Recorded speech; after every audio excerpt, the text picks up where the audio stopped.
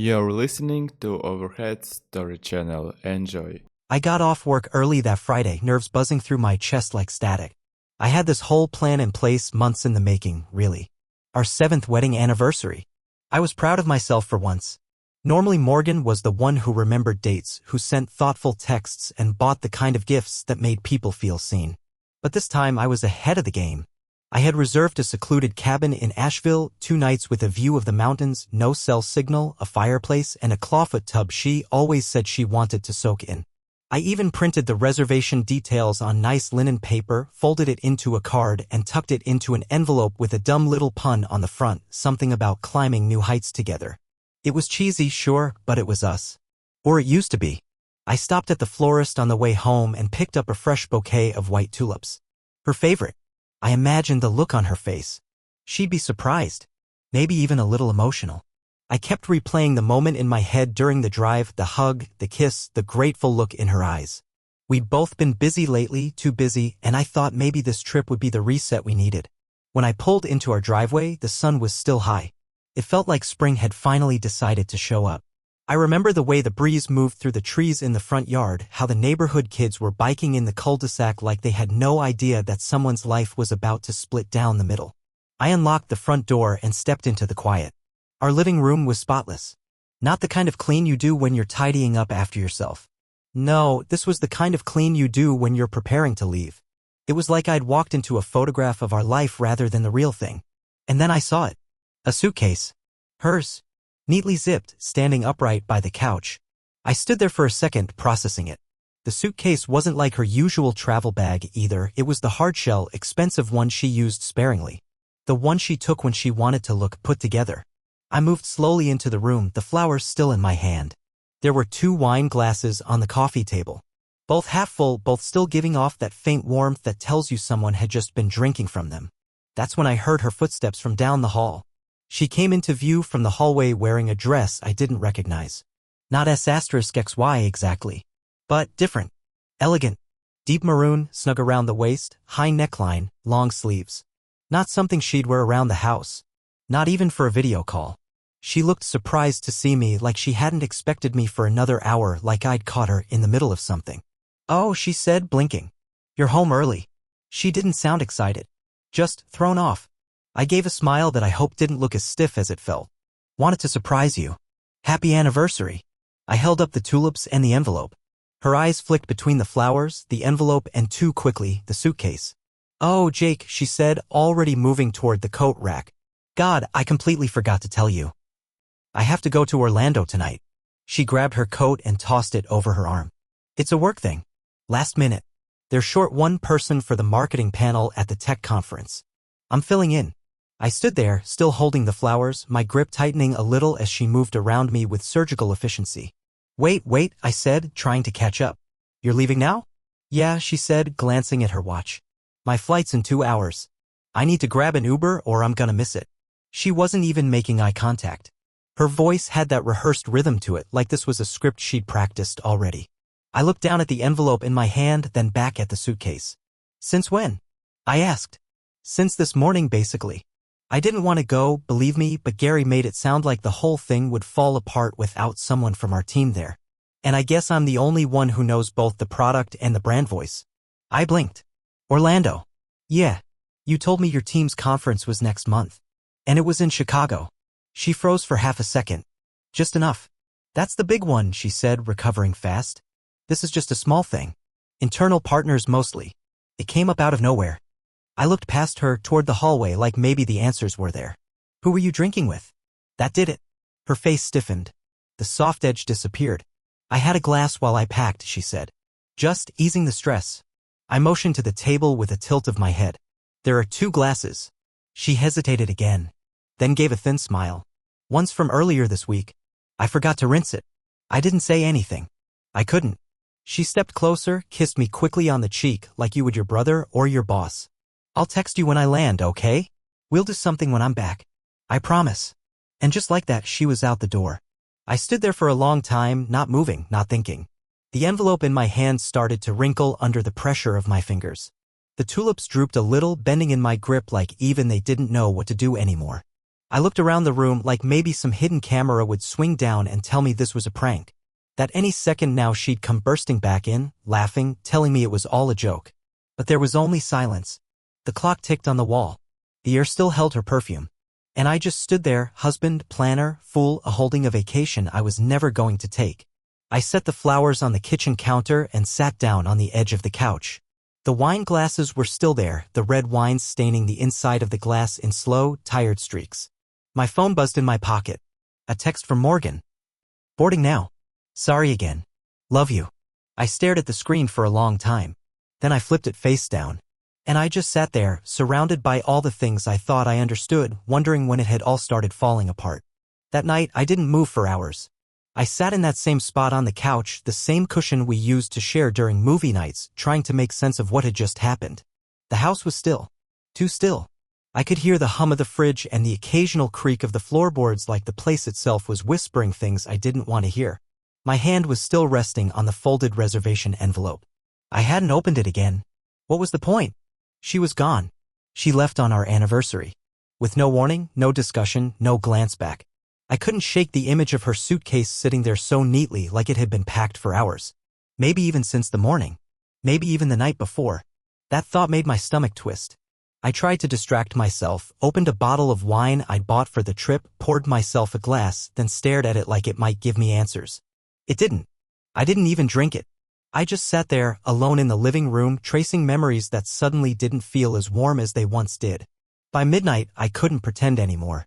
My mind started reaching backward, clawing through the past few months, flipping over moments I had brushed aside before. Things I should have questioned. But didn't. Because I trusted her. God, I trusted her. It started with her work hours. She used to come home around 6 like clockwork. But sometime last fall, that changed. First, it was just staying late to help the new hires catch up or prepping for a client meeting the next day. That turned into full evenings at the office. We're ordering dinner in, she'd say. It's just easier to stay. And I believed her. Because why wouldn't I? Then the business trips. More frequent. Less notice. Always vague. Chicago. Dallas. A few times she mentioned Orlando, said it was for a new marketing partnership. I never pushed for details. I didn't want to be the clingy husband. I thought she was rising in her career, and honestly, I was proud of her. She started dressing differently too.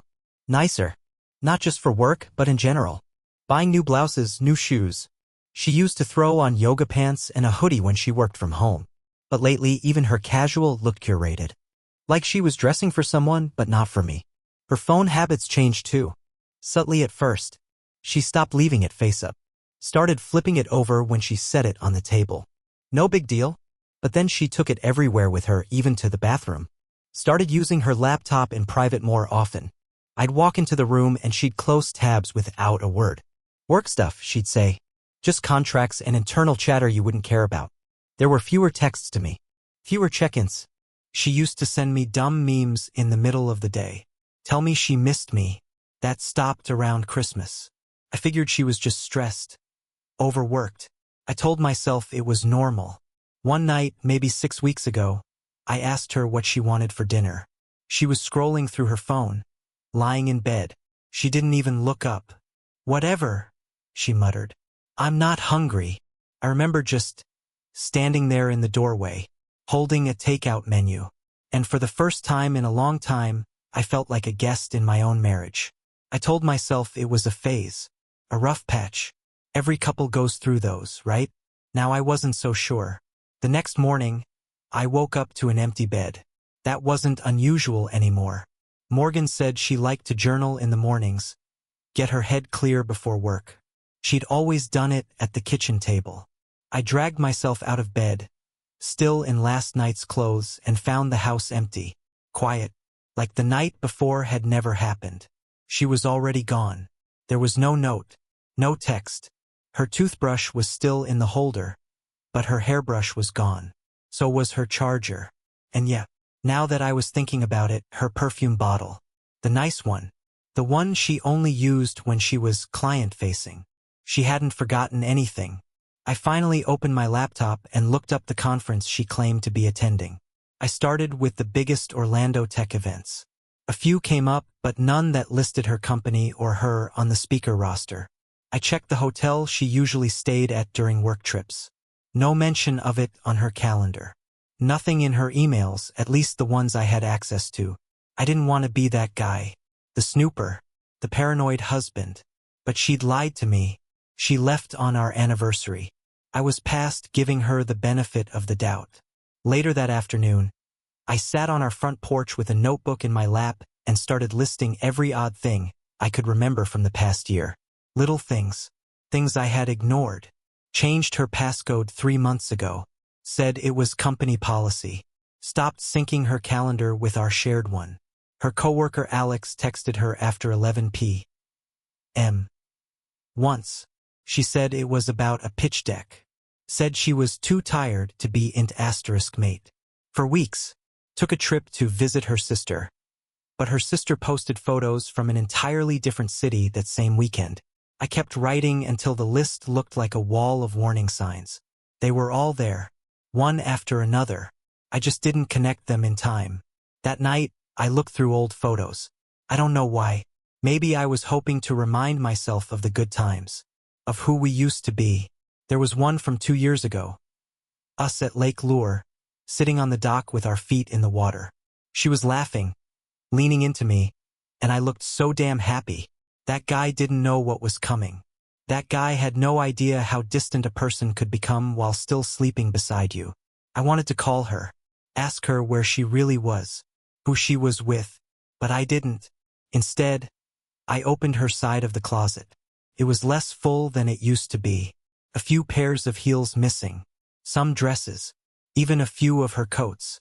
My heart sank lower with every empty hanger I found. Then I noticed something that made my blood go cold. Her keepsake box was gone. Morgan had this old tin box. Something she kept her childhood photos in, old birthday cards, random mementos like wristbands from concerts we went to together. That thing had followed her through every apartment she ever lived in. She used to say it held her whole life in a box. It was gone. You don't take that on a business trip. You don't take that unless you're planning something bigger. Unless you're planning not to come back. That night I didn't sleep. I sat at the kitchen table staring at the wine glasses she left behind. One was hers. The other? I didn't know. I didn't want to know. But part of me was already imagining it. The scenario, the guy, the conversations they'd had while I was still out shopping for tulips and printing reservation details. When the sun came up, I was still sitting there. Same shirt. Same thoughts. A storm churning in my chest with nowhere to go. I opened my laptop and typed her name into a reverse image search. I didn't even know what I was looking for. Maybe a tagged photo, a post from someone who didn't realize I existed. Anything. Any digital breadcrumb that would make the silence make sense. I came up empty, but the not knowing? That was almost worse than the truth. Almost, because part of me already knew. The truth wasn't hiding. It was staring me straight in the face. And it had been for months. 3 days later, I found the truth in the most mundane way possible. That's the part that still haunts me, not the explosion, not some dramatic reveal, but how quietly it arrived. I was just trying to download a PDF from my work email. That's it. Nothing big. Just a file I needed for a Monday meeting. Our family computer, the one in the guest room, hadn't been touched in months. It used to be our shared space before Morgan got a work-issued laptop and started locking her personal one with passwords I was suddenly too nosy to ask about. I booted up the old desktop, stretching out in the creaky rolling chair she always hated. I typed in my email, went to download the file, and paused when the desktop flashed with a prompt from the cloud sync. Morgan's iCloud photos synced 6 minutes ago. I hadn't realized the computer was still logged into her cloud account. The last time I'd backed up her phone here was maybe a year ago. Maybe more. But for some reason, maybe fate, maybe just laziness, she never logged out.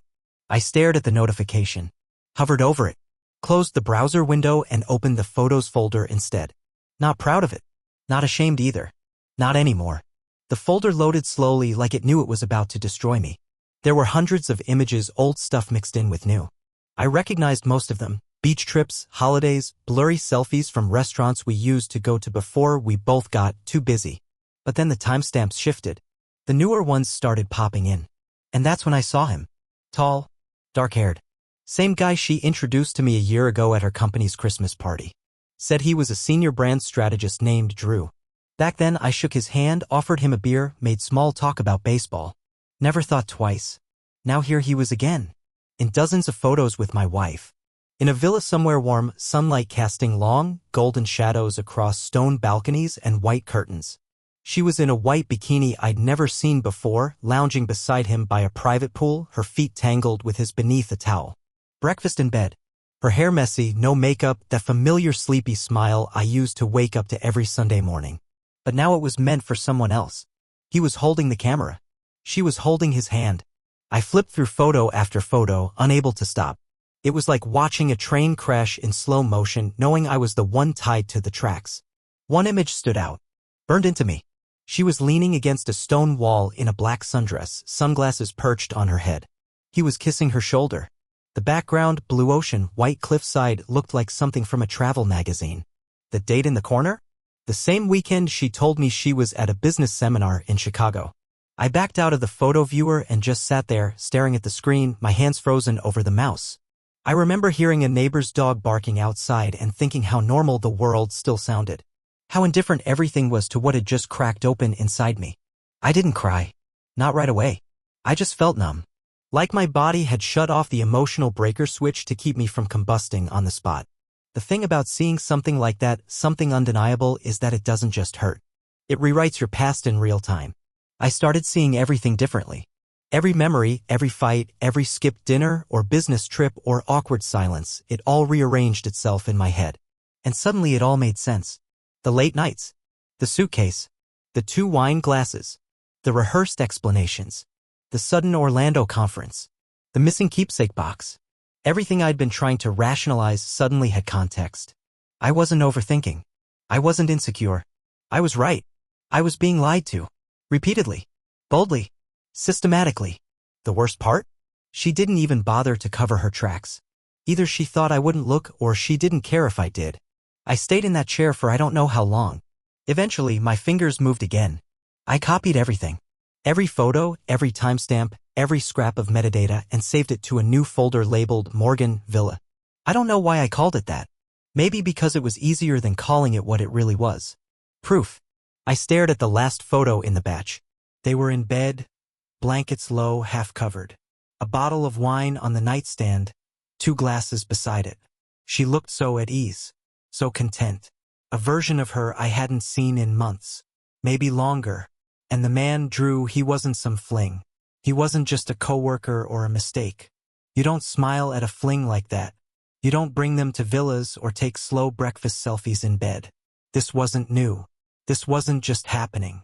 This had been happening. I clicked back into the folders and checked the previous trips. There was a weekend in Dallas back in February. Another in October. Each one with the same man. Different outfits. Same smiles. Same pattern. The whole timeline began unfolding in front of me. More real and solid than anything Morgan had told me in a year. This wasn't an affair. This was a relationship. And I was the one being left behind while it bloomed in the shadows. At some point, I shut off the computer. Not because I'd seen enough, but because I couldn't physically look at another image. My eyes were burning, my throat dry, my chest like someone had hollowed it out with a spoon. I walked into the kitchen, poured myself a glass of water, and just stood there, staring at the sink. The silence in the house was unbearable now. It used to be comforting, peaceful. Now it felt like it was mocking me. Every quiet moment a reminder that I'd been alone in this marriage for a long time and hadn't even known it. My phone buzzed on the counter. A message from Morgan. Landed safely. Exhausted. Hotel is nice. Miss you. I stared at the screen. My hands shook as I held the phone, rereading the lie again and again. Miss you. The audacity of that. The sheer gall it took to type that while the evidence sat just a click away. I put the phone down slowly, face up this time, and walked into the living room. I looked at the couch, the flowers I hadn't thrown out yet, and finally let the grief in. I didn't scream or punch a wall or smash anything dramatic like in movies. I just sank to the floor and cried. Quiet, aching sobs. The kind that feel like they're digging through your bones. The kind that make your whole body shake even though you're barely making a sound. I cried for the man I'd been. The one who planned anniversaries, who believed in phases and stress, and she's just busy. I cried for the version of us I thought was still intact. But most of all, I cried for the simple truth. She wasn't mine anymore. Maybe she hadn't been for a long time. After I found the photos, something in me shifted. It wasn't anger. Not yet. It was this colder, heavier feeling. A kind of resignation. Like part of me had accepted that I'd been living in a story someone else had been quietly rewriting behind my back. But even that acceptance didn't prepare me for what came next. It started with a thought I'd buried months ago. Maybe longer. A thought I had forced down every time it bubbled up because I didn't want to be the kind of man who questioned his own child. Our son, Liam, was 3. Smart, energetic, a ball of questions and curiosity. He had Morgan's eyes. There was no denying that. Same shade of gray-blue, like morning fog. But beyond that, I couldn't see myself in him. Not in the shape of his face, not in his voice, not in the way he walked or laughed. My mother mentioned it once. Offhand, not maliciously. We were sitting on the back porch watching Liam play in the yard. He was chasing bubbles, giggling like nothing in the world could ever go wrong. "He doesn't look much like you, huh?" she said with a chuckle. "Takes after Morgan's side, I guess." I smiled, nodded, and changed the subject. But I remembered it. I remembered the way her tone shifted as soon as the words left her mouth. I remembered the awkward silence afterward. Back then, I dismissed it. A lot of kids don't resemble their fathers. Genetics are weird. I'd seen charts. I told myself it didn't matter, because he was mine. But now, with the truth about Morgan unraveling in front of me, that buried thought came roaring back. I started seeing everything differently. The way Morgan reacted when I joked about Liam being too smart to come from me. The way she used to get oddly tense during doctor's visits, when nurses asked about family history.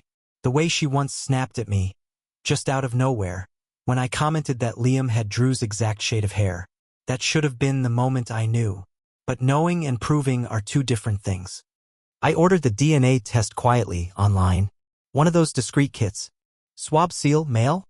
Results in a few days. I didn't tell anyone. I couldn't. Not yet.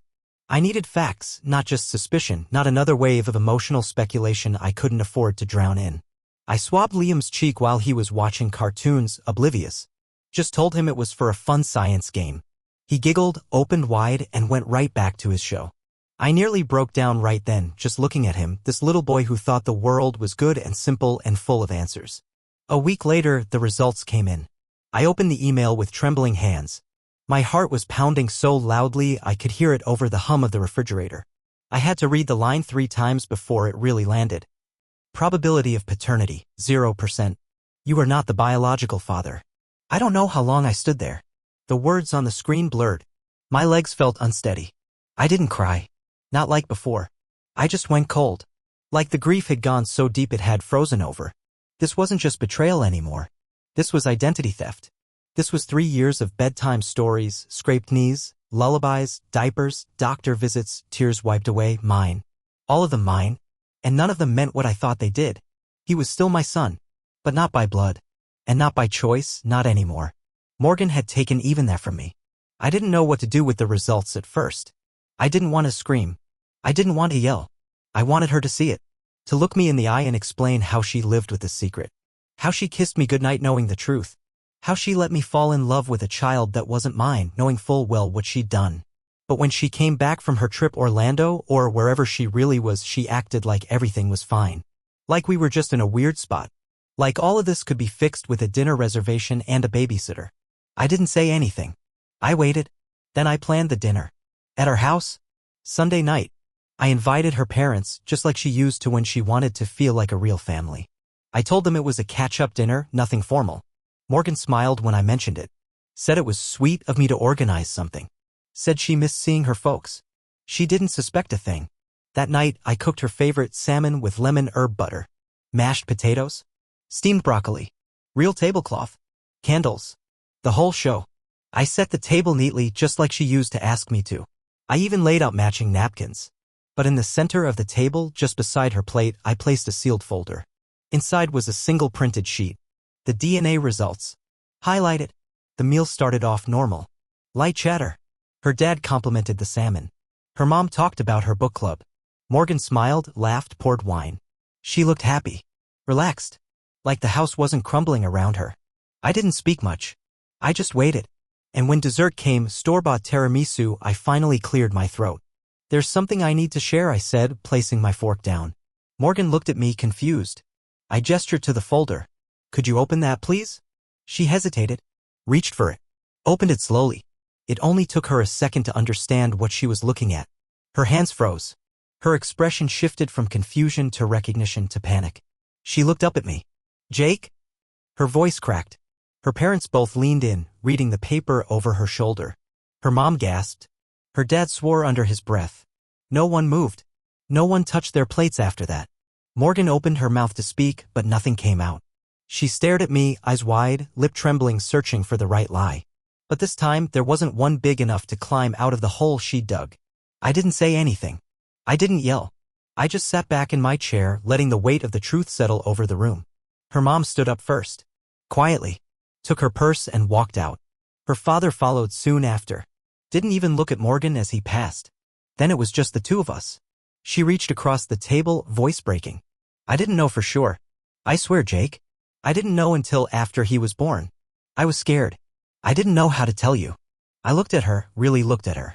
How long did you think you could keep this hidden? I thought maybe it didn't matter, she whispered. You love him. You're his dad in every way that counts. But not the one that's written in blood, I said quietly. She broke down then. Tears, gasps, the kind of sobs that rack a person's entire body. But they didn't move me. Not anymore. I got up, walked around the table, and gently removed the plate in front of her. We're done here, I said. She didn't argue. She just cried. That night, I didn't sleep. Again. I laid in bed staring at the ceiling, the same ceiling we painted together 5 years ago, laughing when we spilled paint and kissed in the middle of the room. That ceiling felt like a lie now too. The next morning, I packed a bag. Quietly. Without fanfare. She tried to stop me. Said we could go to therapy. Said we could figure it out. But she couldn't even say who Liam's real father was. Or maybe she could and just didn't want to. I told her I needed space. That I was going to stay with a friend. She asked if I was taking Liam. I looked at her like she had asked me if I wanted to bring home someone else's child. No, I said. He's not mine. Remember? Her face crumpled like paper. I walked out. Not with rage. Not with regret. Just with the truth. And the truth was finally enough. The morning I left, there was no yelling. No tears. No slammed doors or broken plates. I had imagined those things, sure. For weeks, maybe even longer, I'd pictured the moment I finally confronted Morgan. In those daydreams, she always screamed or begged or collapsed in some grand performance. But when the time came, none of that happened. Instead, I moved like a shadow through the house we built together, our home, or what was left of it. My steps were quiet, almost reverent, like I was sneaking through a museum filled with the ghosts of my own life. The photos still hung on the walls, us in Asheville, us at Liam's first birthday party, us on the pier the day I proposed. All of it looked like evidence now. Carefully staged exhibits of a life that had already unraveled. I'd spent the past 2 nights sleeping on the couch. Not because I couldn't bear to sleep beside her, because she hadn't even asked me to. We existed like strangers, circling each other in the same rooms, the silence between us deeper than any argument. She didn't try to explain the DNA test. She didn't try to argue anymore. It was like a dam had broken and now there was nothing left to hold back. That morning, I showered, shaved, and got dressed in the clothes I'd already packed. The suitcase was by the door. Everything else I owned could stay. I didn't need much. Not anymore. Just the essentials. Just the pieces of myself that hadn't been touched by her lies. I'd already found a rental. Small place. Unfurnished. 1 bedroom. But it was mine. And it didn't have history soaked into the walls. The night before, I transferred what was left in our joint account into a private one. I had a legal right to have. I didn't take more than that. Just my share. Just enough to start over. The divorce papers were already drafted. All that was left was the signature and the filing. I had a lawyer, a quiet, sharp woman named Renee who spoke with the calm authority of someone who'd walked plenty of people through the ruins of marriages. She didn't make small talk. She just handed me a packet, highlighted the key points, and told me she'd take care of the rest. Morgan was still asleep when I zipped my suitcase closed. I stood in the kitchen for a long time, just staring out the window. The backyard looked the same as it always had. Same patch of overgrown grass I always meant to trim. Same weather-worn swing set I put together for Liam's second birthday. I'd spend hours out there, pushing him, chasing him, teaching him how to kick a soccer ball. All those moments, real as they were, now existed in a strange purgatory. I'd meant them. Every laugh, every hug. But they were built on a foundation I didn't know was fake. I wasn't sure what hurt more, that he wasn't mine or that I still loved him anyway. That's something no one tells you about betrayal. It doesn't come with an off switch. It doesn't cleanly sever emotion from memory. I still saw Liam's face when I closed my eyes. Still heard his laugh in the quiet. Still remembered the way he used to run down the hallway shouting, "Daddy," like I was the whole world. But I wasn't his father. Not by blood. And not anymore by choice. Morgan must have heard me open the front door because I heard her footsteps on the stairs. She stopped in the hallway, gripping the railing like it was the only thing keeping her upright. She looked tired. Pale. Smaller than I remembered. "You're really doing this," she said. It wasn't a question. Just a simple observation. I nodded. She didn't cry. Didn't scream. Just stood there, watching me like I was something she had already lost long before that morning. "I didn't want it to end like this," she whispered. "It ended a long time ago," I said. Her eyes dropped to the floor. I looked at her one last time, memorizing her face, not the version I married, not the version I thought I knew. The one who had stood in our living room and kissed me on the cheek while another man's suitcase waited in the car. She opened her mouth like she wanted to say something, but nothing came out. I walked out before she could find the words. I didn't look back. The sun was just starting to rise as I drove away. Orange light spilled across the streets like a promise I hadn't heard in years. I didn't feel triumphant. I didn't feel free. I felt hollow, like a book with all the pages torn out. But there was also relief. A quiet one. The kind that sits deep in your chest and hums instead of shouts. I didn't leave to punish her. I left because staying would have meant sacrificing what was left of me. She texted me later that afternoon. The first message was short. "We need to talk. Please." I didn't respond. An hour later, "Jake, I'm sorry. I know I messed up. But we have to figure this out. Liam, he needs you. I need you." Still, I said nothing. And then, "You're really going to abandon him? After everything?" That one stung. She didn't get it. Or maybe she did, and that was her last card to play. I turned off notifications. Deleted the thread. Not because I didn't care, but because I cared too much to keep bleeding into a conversation that only existed to make her feel better. She called twice that night. I didn't answer. No voicemail.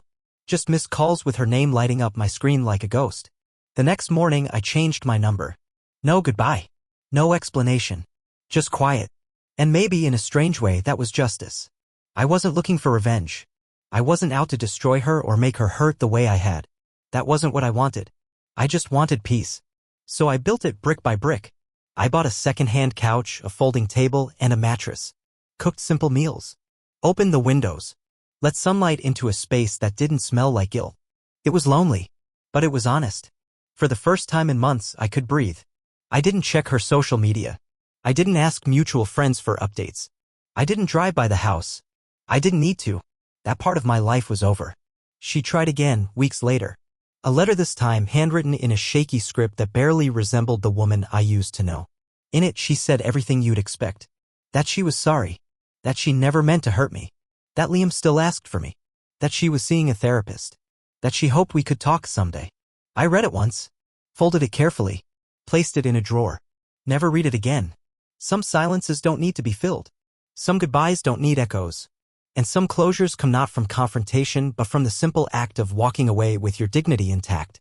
I'd already said everything I needed to say. Without saying a word.